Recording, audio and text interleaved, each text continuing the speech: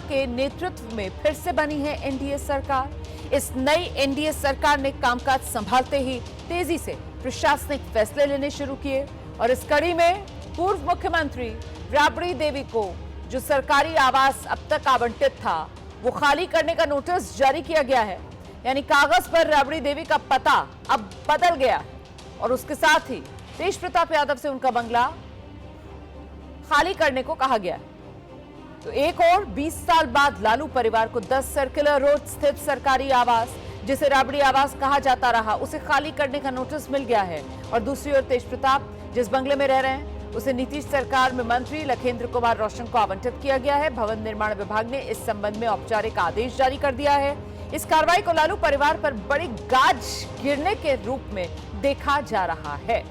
तो भवन निर्माण विभाग की ओर से जारी आदेश में कहा गया राबड़ी देवी को अब 39 हार्डिंग रोड वाला आवास आवंटित किया गया है। राबड़ी देवी का बंगला बदल दिया गया है। आदेश में साफ लिखा है, नेता प्रतिपक्ष बिहार विधान परिषद के लिए पटना केंद्रीय पूल का आवास संख्या 39 हार्डिंग रोड आवंटित किया जाता है। इसका मतलब यह है लालू राबड़ी परिवार को अब 10 सर्कुलर रोड वाला अपना बंगला खाली करना होगा।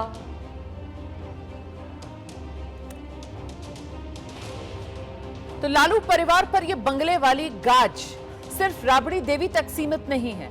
लालू प्रसाद यादव के बड़े बेटे तेज प्रताप यादव से उनका सरकारी आवास वापस लिया गया है। तेज प्रताप यादव जिस 26 एमस्ट्रांड रोड वाले बंगले में रह रहे हैं, अब बीजेपी कोटे से नीतीश सरकार में मंत्री बने लखेंद्र कुमार रोशन को आवंटित किया गया है।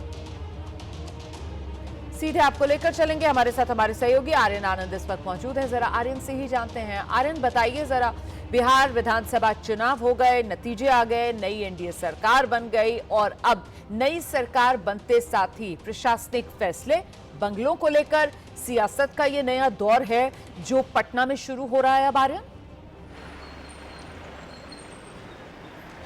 देखिए, निश्चित तौर पर कई जो नए मंत्री बने हैं इस बार बिहार में भारतीय जनता पार्टी के कोटे से हों या फिर लोजपा रामविलास के कोटे से, और जो बंगला का लड़ाई है वो कमोबेश इसी को लेकर है कि नए मंत्रियों को जल्द से जल्द एडजस्ट किया जाए।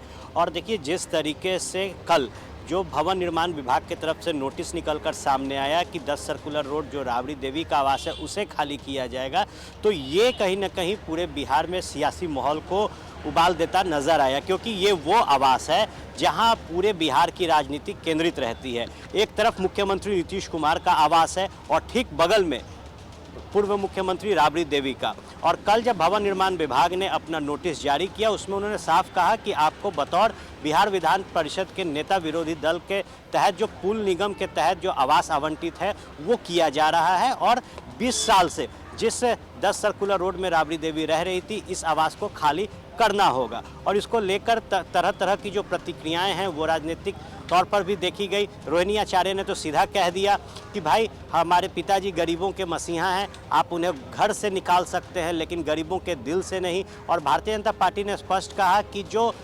प्रोटोकॉल राबड़ी देवी फॉलो कर रही है उस प्रोटोकॉल के तहत बंगला उन्हें पहले ही खाली कर देना चाहिए था।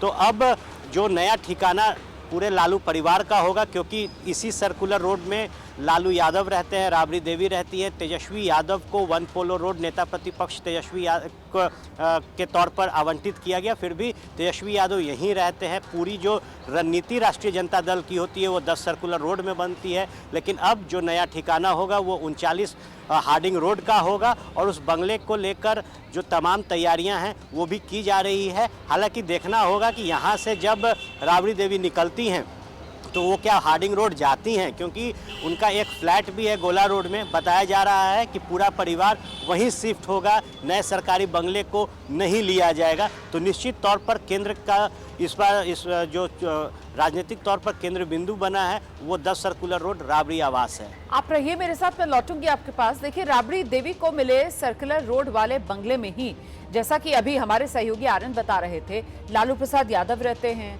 पूरा लालू परिवार आप एक तरीके से कह सकते हैं वो यही रहता है। तेजस्वी यादव भी अपने परिवार के साथ यहीं रहते हैं। अभी पूरे चुनाव में ये वाला ही बंगला था जो विपक्ष की सियासत का केंद्र बना हुआ था, 10 सर्कुलर रोड वाला घर। तो राबड़ी देवी को ये जो बंगला है वो 2005 में तब आवंटित हुआ जब नीतीश को सत्ता मिली। इसी घर में लालू परिवार की कई कड़वी यादें भी जुड़ी हुई हैं। तेज प्रताप यादव की पत्नी ऐश्वर्या इसी बंगले से रोती हुई बाहर निकल गई थी। तेज प्रताप यादव को लालू ने इसी घर से बेदखल किया।